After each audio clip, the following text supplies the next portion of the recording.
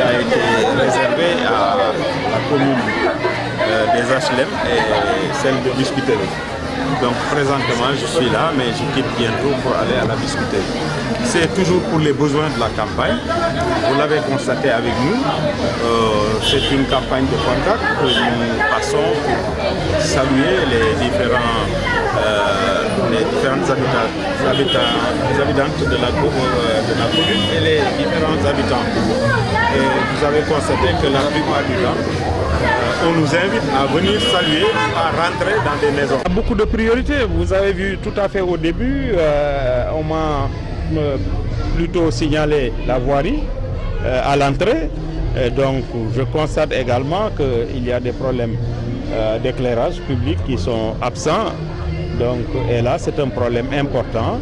Et en dehors de ça, il y a les aménagements, des accotements de maisons. Je pense que là également, j'aurai une proposition à faire.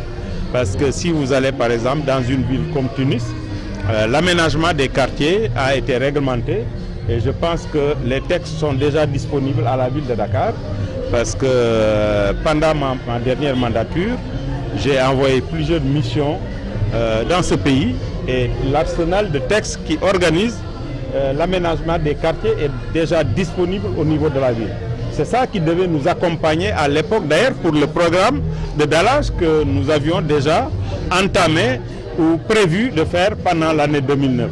Donc je vois que peut-être mon prédécesseur n'a pas pu bénéficier de ces textes parce qu'ils existent pour organiser, parce que ça aurait permis à la ville d'aller plus vite, parce que les populations sont intéressées à l'aménagement, par exemple, après avoir réglé le problème de la voirie, le problème de l'assainissement, d'aménager tous les accotements en partenariat avec les riverains.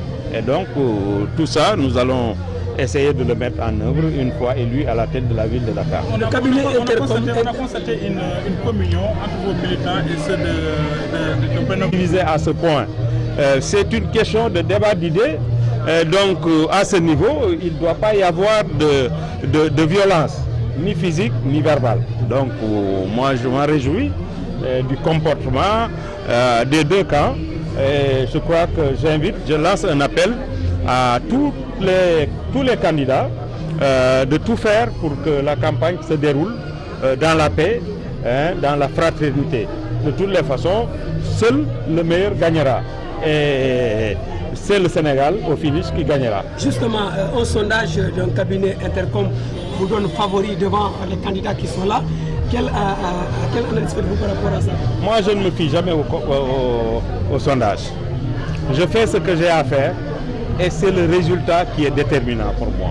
Donc, un sondage, il est fait à un temps donné. Donc, c'est l'opinion exprimée pendant ce temps-là.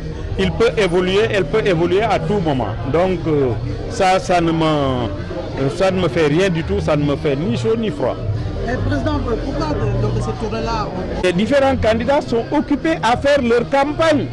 Même lorsque moi j'étais au PDS, comme tête de liste, les différents candidats étaient toujours au niveau de leur commune. Moi je n'ai jamais fait de cortège, de long cortège, invitant tous les responsables.